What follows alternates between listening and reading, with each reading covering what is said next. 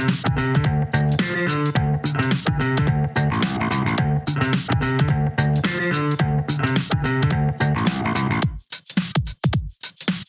doesn't seem quite right. Welcome to Not Quite Right, where we talk about writing along with whatever random shit we happen to be obsessed with at the moment. My name's Ed. And I'm Amanda. The theme for today's show is originality. So as part of our Get Wrecked segment, I've forced Amanda to read, or at least try to read, the novel J.R. by William Gaddis. J.R. is a novel that I think epitomises originality. But is it any good? How can we as writers hope to be original when it seems like everything has already been done before? But before we get into all of that, I really want to talk about ChatGPT. Yes. Okay. My new best friend. Yes. Everyone's talking about it at the moment. Yes. Are you as blown away by it as I am? I have to say yes. I think it's absolutely shocking, really, what it's capable of. The more you use it, though, I guess I got impatient with it really quickly. Like after that initial awe, it's like, oh my God, this is the most amazing thing I've ever seen. And then you start to fiddle with it and you're like, well, why won't it do that? why won't it just write my novels for me? Okay, you've seen right through me. Yes, exactly. Write novel. It didn't work. So I was a little bit skeptical about it at first because you always hear about new chat programs or things that will blow your mind. And they're always like, yeah, that's pretty good, but you can tell it's just following an algorithm. It's not convincing. But this is like a whole other thing. It's like a softly spoken kind of sweet it's got a personality. Yeah. It's very obliging. It's very obliging, but it's also like, it's like a kind of a school counselor or something, like wanting the best for you. And sometimes you type stuff into it and it'll just give you this response like, I don't know, this reassuring little pat on the arm kind of. What kind of things are you asking? No, it's just like, you know, I can't think of an example. If you typed in any kind of medical issue, for example, it would start by saying like, oh, make sure you go see a doctor and like, I can't give you real advice, but here's some information, but you really need to go and speak to someone about it. Yeah, it always seems to caveat it has opinions. It doesn't really have opinions, but it will say, oh, make sure you research what. It's very self-deprecating. It's like this genius who knows everything, but then it's like, oh, but don't listen to me. It does have some flaws though, or some holes in it. Yeah, some gaps is what I'm looking for. Yeah. It does have some gaps. So what kind of gaps have you found? Well, I guess I have been playing around. Like I was in the middle of a writing competition, flash fiction, and so I had written and submitted the entry. I'm like, oh, I wonder what ChatGPT would do with the criteria for the competition. So I entered it, and the result was terrible. It's very generic. You know, it's good at compiling things. I think it's great at presenting more like an essay, like a reasoned argument. But when you start trying to make it creative, like I'm not saying it can't, it does do it, but there's gaps, which is good. It's reassuring. So I'll take a step back and explain what ChatGPT is for anyone who's listening to this who hasn't used it or come across it. So it's an AI language model, and it's been trained on a massive amount of data on a wide range of topics. So basically it means you can ask it a question, it'll answer that question, and it will do it seemingly with a deep level of expertise about basically whatever topic you choose. So if you ask it to write a story, the great thing about it is it has this persistent context memory. So it remembers everything that you've spoken to it about, which means that you can really develop an idea with it, and it's going to keep kind of working with you. It's not like things like Siri that you ask it a question and it will answer, and then 10 seconds later, it just has no memory. So I went through and I asked it to write a 500-word story for Furious Fiction. I put the prompts in, and of course, like as a writer, the first thing you see is it just spits out a story like way faster than you can possibly type. And you look at it and go, well, that would have taken me like 8 hours to just like agonize over that. And here it is on the screen. Yeah, it's not great, but fine. But it was just 5 seconds later. And then you can go and you can say, well, all right, that's great, but can you add some more metaphors, make the language a bit more evocative, make the style similar to, choose an author that you like, make the tone a bit darker, change the ending to be uplifting. And it will rewrite it and incorporate those And the further suggestions. down that rabbit hole you go, the better it gets. And I think that's what I've found with it, that if you come at it with a pretty generic prompt, you're going to get a pretty generic response. So today I was playing with, again, some competition prompts, and I was just putting in different genres. But instead of the genre of story, solo, I also put in a very vague idea.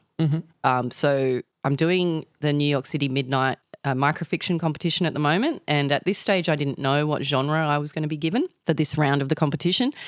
But there's a whole range of genres, and some of them I found very intimidating. And so I was trying to come up with ideas before I even got the assignment, because I've only got 24 hours to write it. So I'm like, okay, well, if I get romance, what am I going to write, you know? So, sorry, do you know the genre now? I do know it now, the one that I have. But at this time I didn't.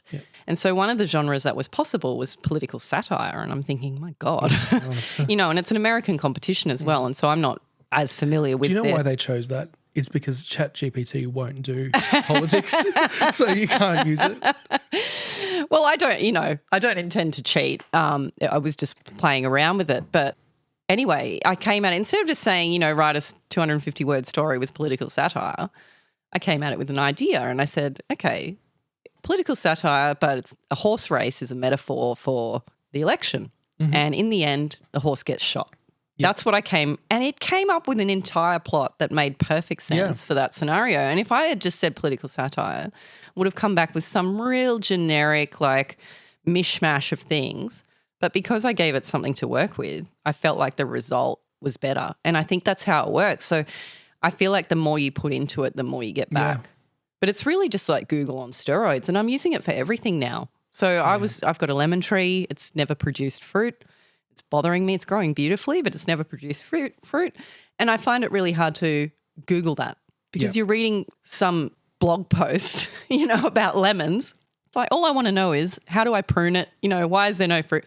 So you type that into ChatGPT and you get a whole explanation in a couple of paragraphs of exactly what you want to know.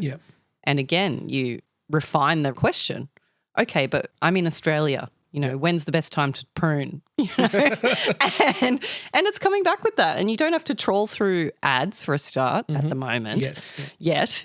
And you don't have to trawl through multiple websites to get the answer you want. It's right there in front of you. Yeah, and look, I would pay for this service because 100%. I'm using it for everything now. I've just got it open. Google's dead. But really, and like you said, rather than Googling it, looking through a site, and you know how every single article has about 10 paragraphs of preamble about like whatever it is that you're looking, and you're just trying to find that like tidbit, it will just spit out the exact thing that you asked it straight away. And instant. Instant. And I think in that case, there's no sort of moral dilemma there. You know what I mean? It's just an assistant. It's helping you get the job done.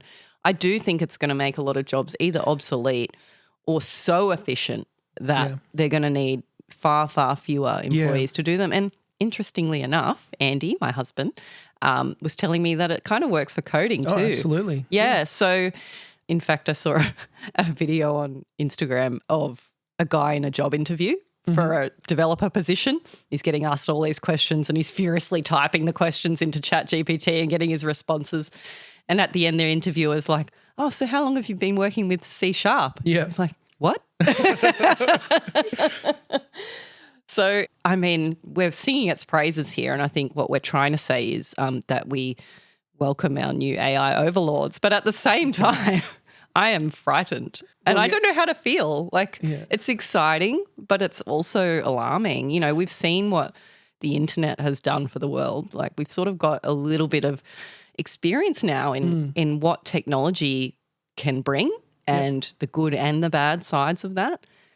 And while ChatGPT is, as you say, very obliging now and it's got this really lovely, helpful sort of tone and it won't do anything naughty and all of these things now, it's only a matter of time. And in fact, I asked ChatGPT, what jobs are you like going to make obsolete? And it pretty much just gave a list of like, these are the jobs that I'm going to make obsolete. Oh dear. So authors?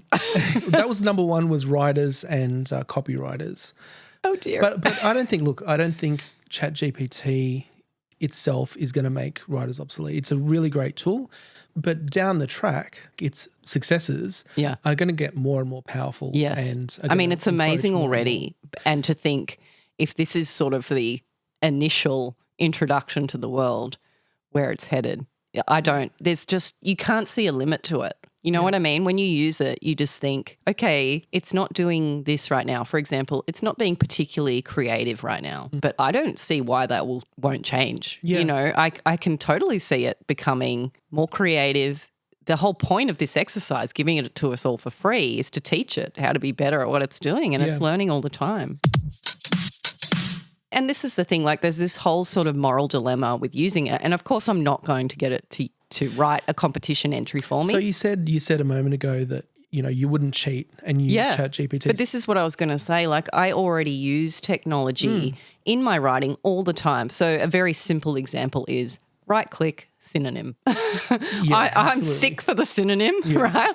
I do that all the time. Not to mention Googling ideas already. So when we get our Furious Fiction criteria, for example, one of the first things I do is start Googling the words and trying to get inspiration. I might look at images. I might sort of look at idioms. You know, I often do a Google search on idioms for certain words. And so I'm already using technology for this same purpose, like bouncing ideas back and forth. It's just, I guess, I don't know, it's like next level. Yeah. It's like it's filling in too many of the blanks for me now that you do start to feel guilty. Like there was a story of a guy who wrote and illustrated, in inverted commas, a picture book in one weekend. So that was primarily done with AI technology, and he produced it and it was available for sale 2 days later. And it's cheating. Surely it's cheating. But I don't know. It's but where's the line? Yeah, there's the idea that an artist brings the art out entirely from within themselves. That has been pushed by technology in all of the arts. Yes. For the visual arts, using Photoshop and even just computers, tablets, rather than all of the techniques that you need to make your own paint and then paint with brushes. It simplifies it. Ultimately, it's a tool, right? Like we were just saying, it's a tool, and it's a very good tool. I guess at what point, you know, do we become the tool? Some might argue I already have.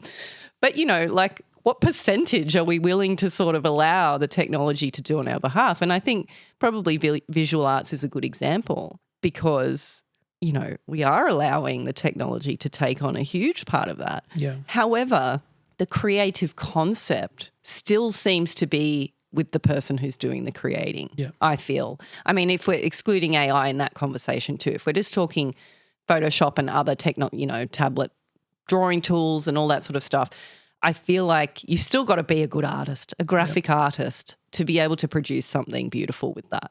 So I don't know. I guess it's just, for example, like we know if we went into ChatGPT and put in our competition writing criteria, copy pasted that without credit into the comp, well, first of all, we wouldn't win because it wouldn't be that great.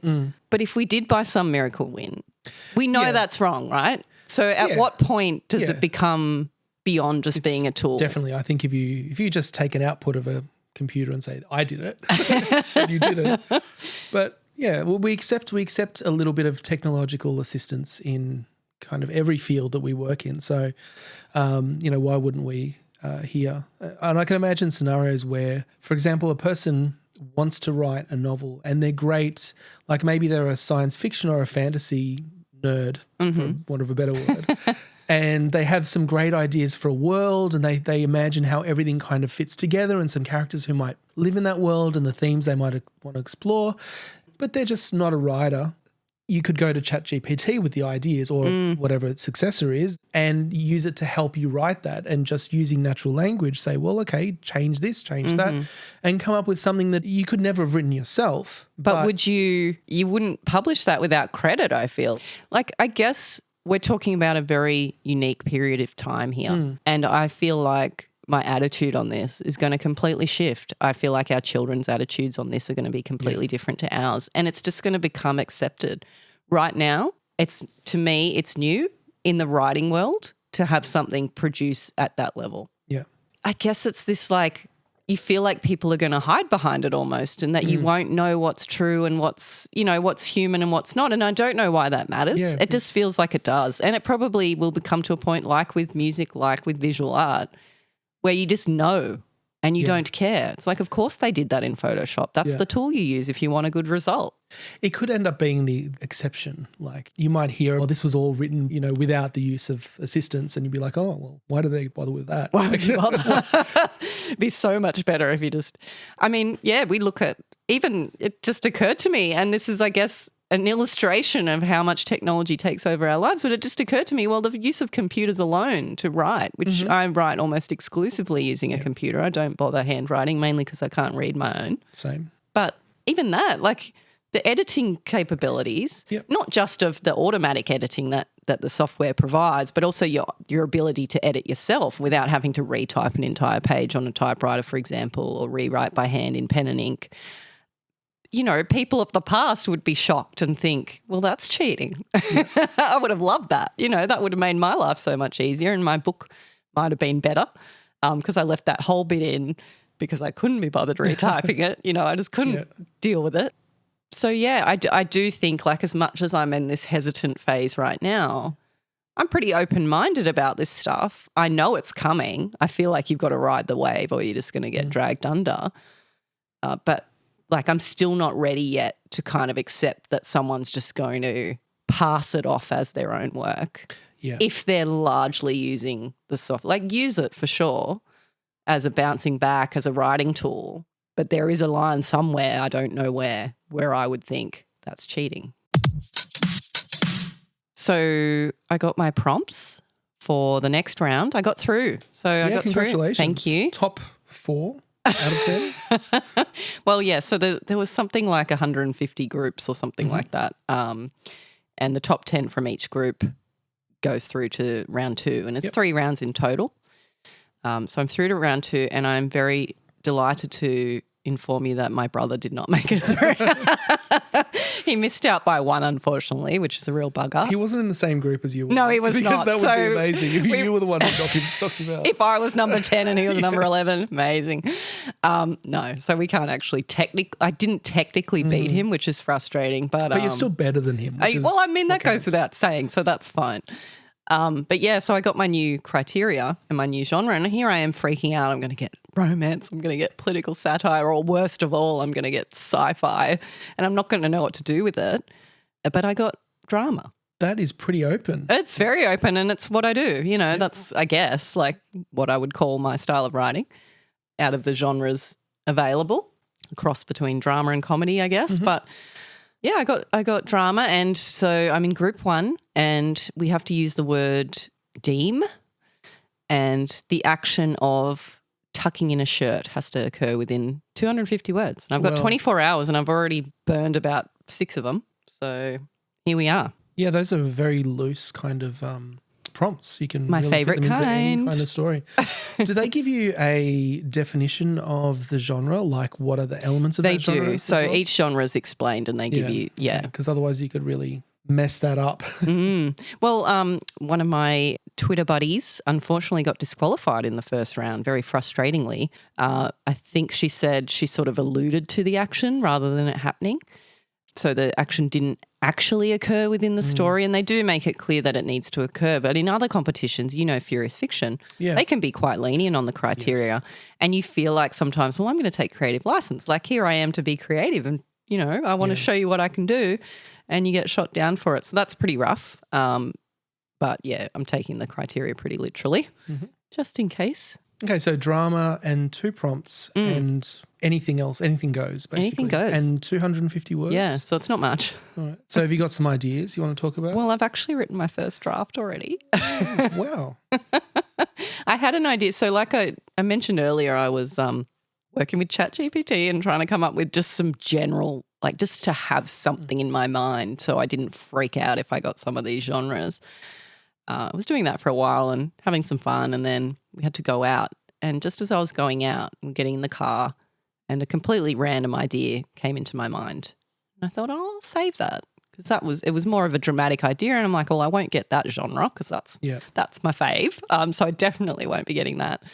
And then I did. So I ran with it. And yeah, I'm pretty happy with the first draft. It needs some work, but it's like it's there. The last one I had to sort of drag out of myself. So it's nice to have one come easy. Now it's time for Get Wrecked, the part of the show where Amanda and I take turns recommending each other books or movies that we may not have chosen for ourselves. Amanda, last episode I recommended an absolute brick of a book to you, JR by William Gaddis. It's more the whole wall, really, than a single brick. So a bit of background. JR was published in 1975 and it's the second novel by an American author, William Gaddis. William Gaddis published only 5 novels over nearly 50 years, between 1955 and 2002. His first novel, The Recognitions, was published when Gaddis was 33, which I like that he's kind of a late bloomer. Late? Well, Yikes. I mean, 50 years from the time you're 33, that's kind of a late in life career compared to some of these young whippersnappers. Oh, to get success, you mean? No, to start writing and publishing novels. What I'm saying is there's hope for all of us. I see. So his first novel, The Recognitions, was published when he was 33, and it would be a full 20 years before he would publish his second novel, JR, which is what we're talking about today. So JR was politically acclaimed. I can guarantee you it was not.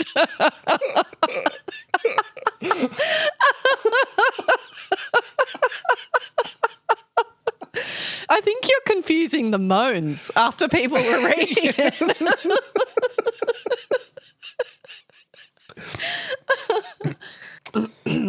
Critically acclaimed. It was critically acclaimed. That's it was all. critically acclaimed. It's fine. JR was critically acclaimed, winning the National Book Award for Fiction in 1976. It's a novel that's known for its use of unconventional narrative techniques, consisting almost completely of unattributed dialogue, which makes it a very challenging read. So, Amanda, I recommended this book to you, but I said not to try to read the whole thing because it's massive and dense. How far did you get? Okay, let me have a look. Page 218. That's a novel, that's mate. like a third of the way through, Yeah. I think, or just under. Yeah. Yeah, just under a third. I'm disappointed in myself. You really wanted to. I wanted to finish it, You really wanted to. but I also didn't. It's interesting. I can see why you like it. I know you like things that sort of challenge the status quo and make you think, and it does do that. I think it could have been a short story. Like it's like this meeting could have been an email sort of situation. Yeah. Like, I think as a short story, it would have worked really well. Even as a novel, maybe it might have worked, but the length of it, the sheer quantity of absolute garbage that was not edited out. I mean, to me, this book should be the textbook that you get when you study killing your darlings, right? Yeah. Because it's just all darlings. The whole thing is darlings. And it's wasting my time. Like seriously, like I just got this impression of it that it's like you're at a party and you want to have a really good time and there's this guy, his name's William Gaddis, right? And he pins you in the corner. You want to socialize with everyone else at the party, but he's pinned you in the corner and he's going to tell you his life story. Like that's the vibe I got, like just this oppressive kind of like, I want to put this out there, so you're going to consume it now. You know what I mean? Like this real sort of like one-sided relationship where the author really doesn't give a shit about the reader's experience. Completely. It's not written with like entertaining the reader or capturing their attention. I said read the first 50 pages because I think 50 pages is plenty to give you an idea of what's happening in the novel. And look, there's no chapters. Yeah. There's very little. It does not come up for air. No, not once. And I think it takes a good, from memory, 20 pages or so before there's even some writing that's not just dialogue. And all the dialogue is unattributed, so you don't know who's talking. But he uses some interesting techniques to get across who's talking and to try and convey what's actually happening without using like conventional narrative techniques.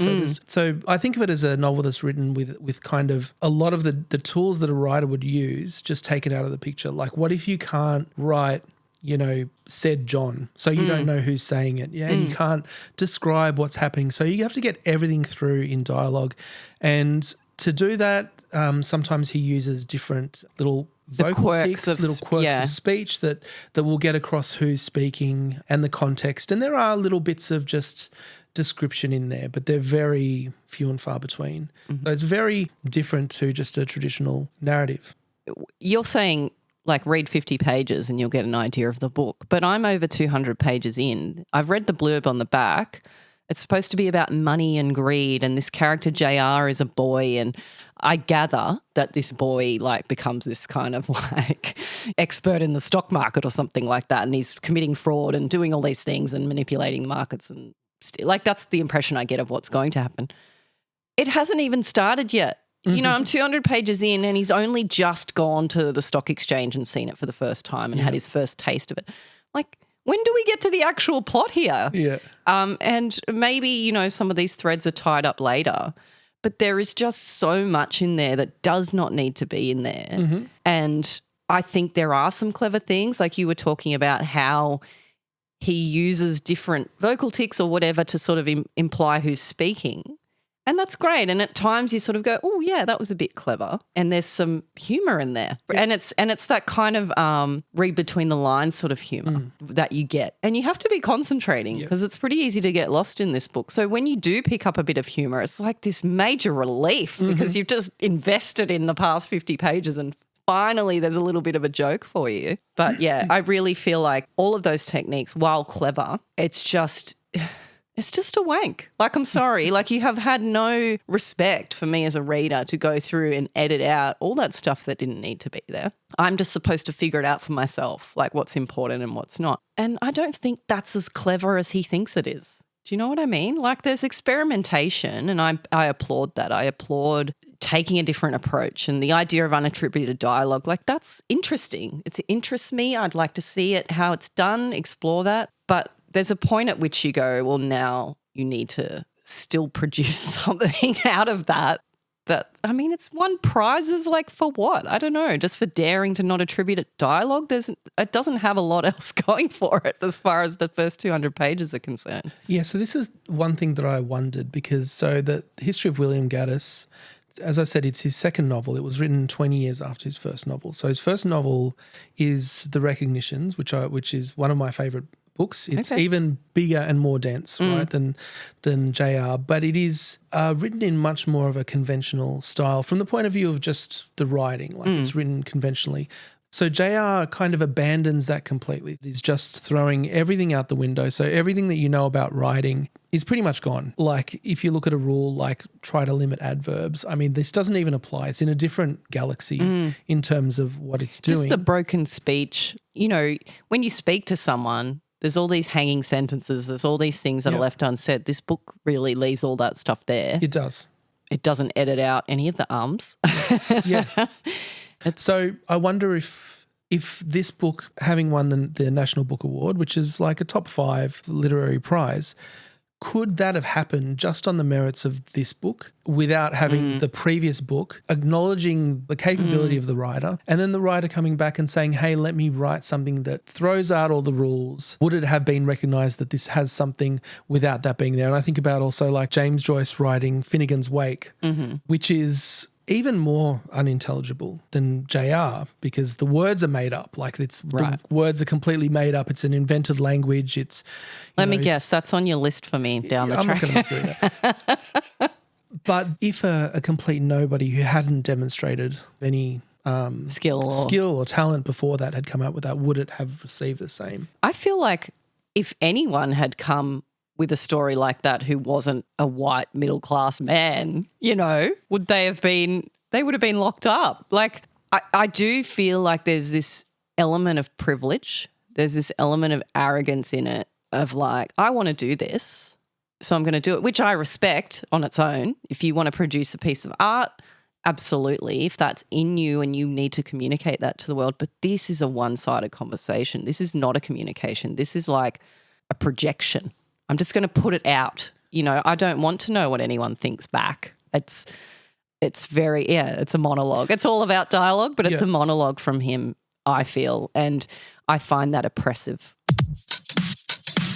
So there's 2 ways that you can read a novel like JR. One of them is that you just kind of jump in, you let it all wash over you. I'm pretty sure I read somewhere that that's how he wanted people to read it. Like, don't stress too much, don't concentrate too hard, just let it wash over you. Yeah. Which I was like, okay, I don't need to be told twice. The second way to do it is to painstakingly try to work out for each paragraph what exactly is going on. And I think a lot of people who would read something like this may hate it because they're trying to do that. They're like, well, I you should can't. know what's happening and who's saying it and what's being said here, but you can't. You just have to keep going, and eventually the gist of the story comes through. You seriously just get a gist, don't you? The It's characters just a come gist. through. It's like it's a different experience, and I think there's a lot of room for breaking the rules and creating something that is a different reading experience to what you normally have. Like structure and story is great, but sometimes it's good just to be challenged, to have like a bit of a puzzle and something that is just a completely different experience. I agree with you. And I like to be challenged, and I like thought-provoking stuff. I guess I see this as less of a challenge. It's like, this isn't challenging me. It's irritating me. Like a challenge to me is something where there's like a payoff. If you do it, if you're committed, and you really push yourself, then you're going to get a payoff. You're going to get rewarded for having put that commitment. And I feel like for this, there is no reward. Yes, somewhere in there, if you read the whole thing, somewhere in there. Well, this is the problem. I haven't, and I was wanting to read the whole thing just to feel a sense of closure about it, like to fully understand what he was trying to do. And I don't think I've got that in. You're telling me I can get that in 50 pages. I really don't feel like I got like the point of it in 200 pages. No. So what I think you can get leading into our discussion about originality is what the writer was doing and the way in which he was going about it. But you're not going to get the full story. In there somewhere there is a critique of capitalism and the failures of capitalism, and it doesn't really matter who you are as long as you've got the money and the power. And JR, being an 11-year-old boy, gets the money and the power and he's able to destroy lives and without really caring, because it's all about chasing the dollar and who's making the money and how can we also make money. So there is a critique in there. And I guess that's the thing about taking risks, right? It's implied that you're going to fail most of the time if you take a risk. And I'm not saying that this is a failure. It obviously was not. It's award-winning. But I suppose that in taking a risk, you're risking that most people are going to hate it or not get it, or it's not going to resonate in the way that you intended it to. I don't know. Like, I get it. Like I said, I think it's clever. I like the idea of exploring broken dialogue and not attributing the dialogue and letting people come at that and work it out for themselves. I just feel like it would have been a more rewarding experience had it been a short story. I think that stuff's fun, but I think the point could have been made a lot quicker. You've got to respect the commitment. Oh, God, yeah. Oh, my God. Well, it took him 20 years, right? Yeah. So, for sure. And I think the book would have been 10% longer if he'd put quotation marks in it. Like, it doesn't even have quotation marks. Yeah, I mean, he really went for it, didn't he? Good on him. Is there any room to be original now that everything has seemingly been done before? Given novels like JR, which I think, at least we're talking stylistically, are very original. Like, it's not something that you've seen before or since, maybe for very good reason. I've mentioned before, I'm sort of on book 3 of my big attempts at writing this middle grade book I've been trying to write for 10 years. So I'm on my 3rd attempt now.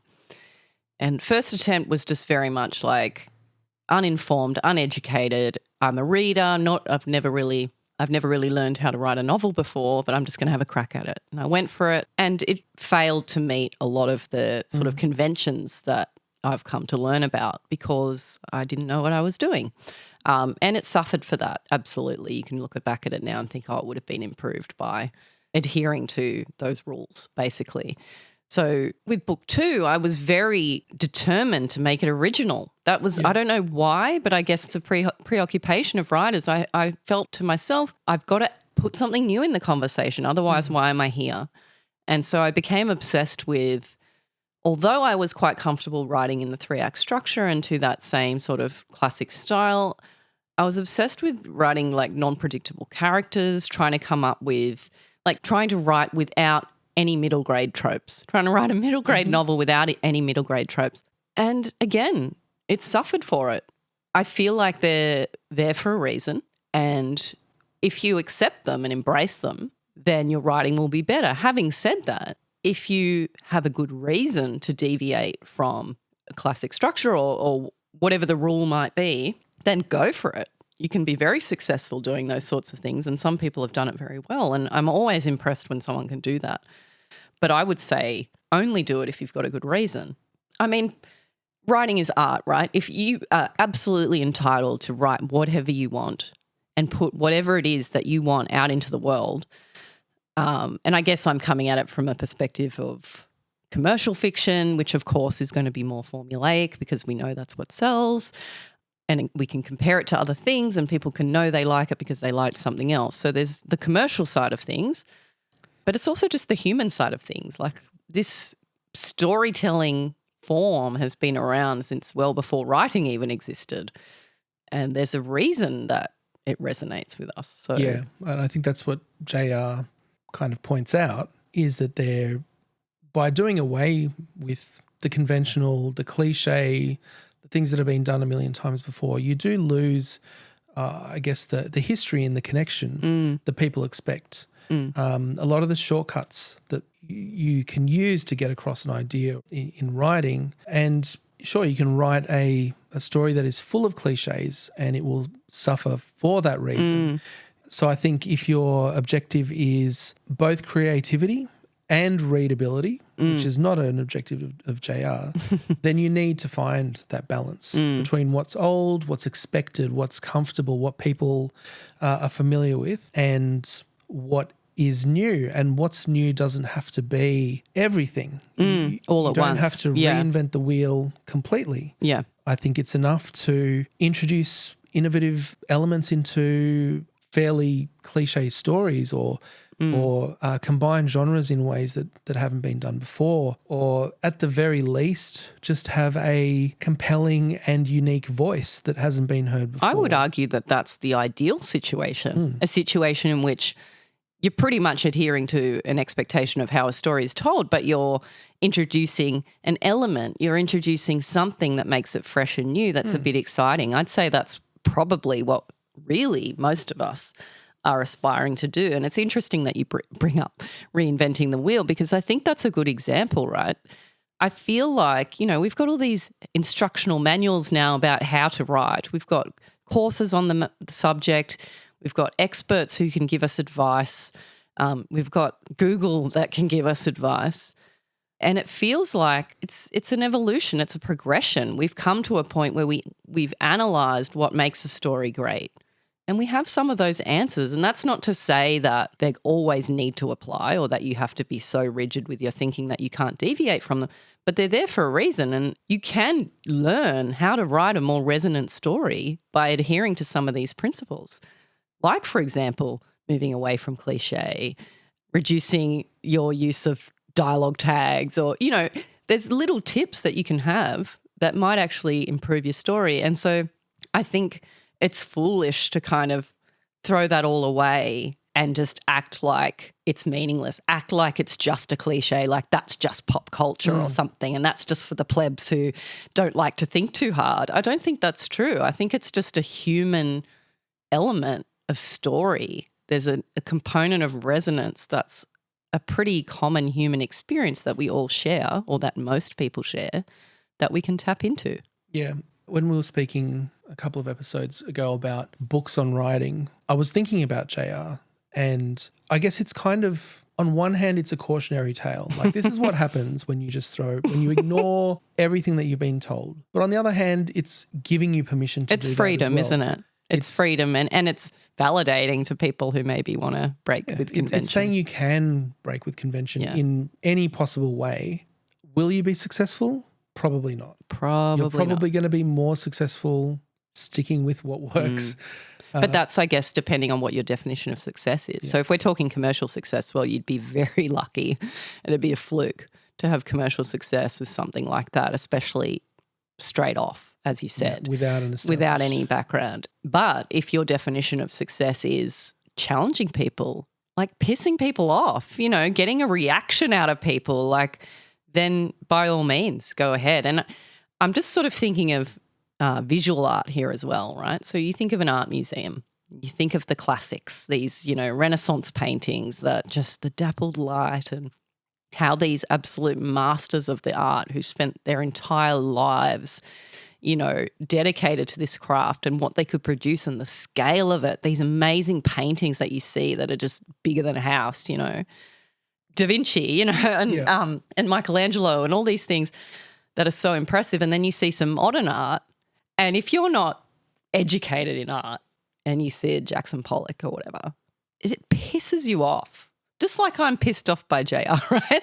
It's just like, what is this? Anyone could do this rubbish. Like, I could do this myself. That's what you hear a lot. And if you won't go into any modern art museum, you get someone there saying, I could do that.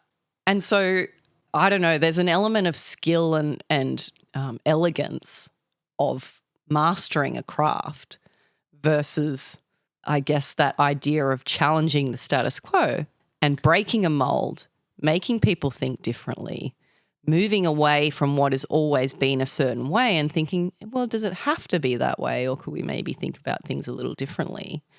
And when I think of JR, I think of JR as like an art installation at a modern art museum, which also pissed me off, right? So you go into some of these museums and someone's just stacked a bunch of boxes in there, and I'm supposed to care about this bunch of boxes that's been stacked in there. And if I had the entire art history behind it, I might be more moved by it. But at the end of the day, they've just stacked some boxes in a room. And that's how I feel about this. It's like you've just sort of inelegantly come and challenged the status quo, and I'm meant to care. I'm meant to be impressed by that, and I'm not sure that I am impressed by that. I really like that you kind of have that view, because I've got a very similar view in the way that I think about JR and different artistic movements. For example, in music, what generally happens is when the dominant art form is challenged externally, it tends to have this kind of reaction. So you've made an example about kind of modern art testing the boundaries, really breaking apart what art is into its core elements and just saying, hey, here's a painting of blue. And in music, there's been kind of similar movements. So in the 1920s, where classical music was being challenged by the experimentation of jazz, you end up with composers like Stravinsky, this exploration of atonality and dissonant sounds that at the time to a lot of listeners just sounded like rubbish. Like, what is this? The sounds don't go together. And then again in the 1960s, in the early 60s, after this long dominance of jazz music and rock and roll appears, and it leaves these real virtuoso jazz performers like Miles Davis and John Coltrane, and they start doing the same thing. They break down jazz into its component pieces, and you get, I guess, like the free jazz movement and albums like Coltrane's Ascension, which I'll put on for you later. It's completely unlistenable unless you have all of that context. I can't wait. It just sounds like a cacophony of just drums and saxophones and pianos, not playing in key, not playing in time, but there is an underlying logic there. And you can only approach it with an understanding of the history, understanding what the genre is that they're trying to break apart and take it to the extreme. Like, okay, we have jazz, we have this style of music. Let's see where it can go. Like, what are the boundaries of this thing? And they can do that because, or they feel like they need to do that because it's being challenged. Jazz is on the way out. Rock is on the way in. Everyone's listening to rock and roll music. So what can they do? All they can do is just completely rip it apart and see where it takes them. And I see a similar thing happening with the novel in the second half of the 20th century, where it's just you have these postmodernists like Gaddis and Pynchon and others that just threw out the rule book in many ways, wrote these just mammoth books that are borderline unreadable. I mean, they're great in a certain way, but in the same way as with free jazz, you cannot come in as a casual listener and expect to see what's happening there, because it is a response to something. Yes. What they're doing is a response to something. It's part of a bigger conversation. It's not just, you can't sort of see it in isolation. You've got to see the whole picture to appreciate it, if you intend to appreciate it. If you take it for what it is, you're unlikely to appreciate that because you don't see it in its full context. And I think that's the equivalent of someone who's unfamiliar with art history walking into a modern art museum and getting the shits about the blue square or whatever. But at the same time, like, and I'm interested in art history but don't have, a great deal of knowledge about it. But you still can't compare the technical proficiency of someone who paints a canvas in a single colour, albeit a beautiful shade of blue, versus someone who's dedicated their life and who can produce this image of such beauty to enjoy. And maybe it doesn't mean as much. Maybe we're just looking at a picnic. I think the only way it works is, and in all the cases I've just given, it only works if the artist, musician, painter, author has already demonstrated that they are a virtuoso, that they can perform or create in the established style to the maximum that it can do. And what they're doing is trying to break out of that because it's limiting in some way. John Coltrane could play with anyone. So he's allowed. So he's got a free pass. William Gaddis wrote the recognitions, so he could write JR. So I don't think you can just Miley come Cyrus into it. can sing country, so she's allowed to sing pop. Exactly. It is interesting though because, every generation is, as teenagers, excited by something that offends their parents, and rock and roll certainly offended a few people and now seems like child's play. Yeah. But having said all that, I really do I love when a novel does something new. I just am so jealous it makes me sick, because I write pretty generic stuff typically, and I'm happy with that. I like that. That's what I like to read. I just want to put out some more fun. That's all it is to me, a bit more fun, and there is a place for that. But there's a part of me that is a little bit more intellectual and would love to sort of veer off into literary territory. Maybe I'm a bit scared to because I don't feel like I have the credentials to do that. And when I see someone else doing that, and especially when they succeed commercially or especially when it's just so resonant for me, I'm just blown away. All right, so it's your turn to inflict something on me. Yes, well, I'm going to go easy on you and I'm going to give you a movie, but I know it's one you hate, so consider it a bit of retaliation. But I would like you to rewatch Everything Everywhere All at Once because you're wrong when you say you don't like it. You love it. If you love synecdoche, if you love things that challenge the status quo, then you love this. It's thought-provoking. It's fun, which your ones have not been so far, all right? So I'm being kind to you, and I'd really love you to rewatch it and let me know if perhaps you can learn to love it. All right. Well, I'll give it a second watch. And I'll go into it with, I guess, fresh eyes and an open mind. And if I still hate it, I'll come prepared with a laundry list of criticisms. I do think it's the kind of movie that you either love or hate. I do believe that. I mean, I think it would be very easy to sit through that movie and go, I don't get it. But you can also sit through that movie and say, I don't get it, which is what I did. And appreciate it for its humour and its absolute absurdist comedy and just the absolute sharing of the joy of the writers of that movie and how much fun they would have had seeing that come to life. That's the end of another episode. I hope it was as good for you as it was for us. Amanda, if our listeners have any questions or feedback, how can they contact us? You can email us at notquiterightpodcast@gmail.com.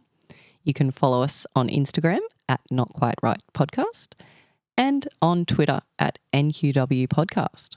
Don't forget to hit the follow button in your podcast platform of choice. And please consider leaving us a review on your podcast platform of choice. It really helps us out. And with that, thanks again for listening. And until next time, right on. Right on.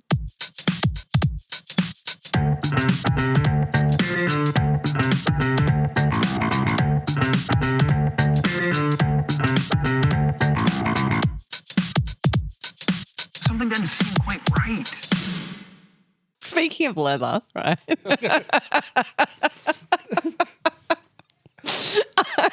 I met my cousin's boyfriend for the first time today, and he's very nice. He's very charming and, good looking, and she's never brought a boyfriend to the family before, so it was very exciting. anyway, he was telling us how him and his dad worked together to fit out this camper. Like he bought the car and it's now a camper and they did it. It was pretty impressive. He's like, yeah, and it was just really good bondage time for me and my dad.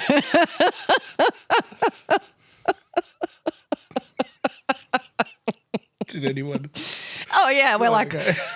we're like, that's how we're going to remember you now. You will never, Bondage ever boy. live that down.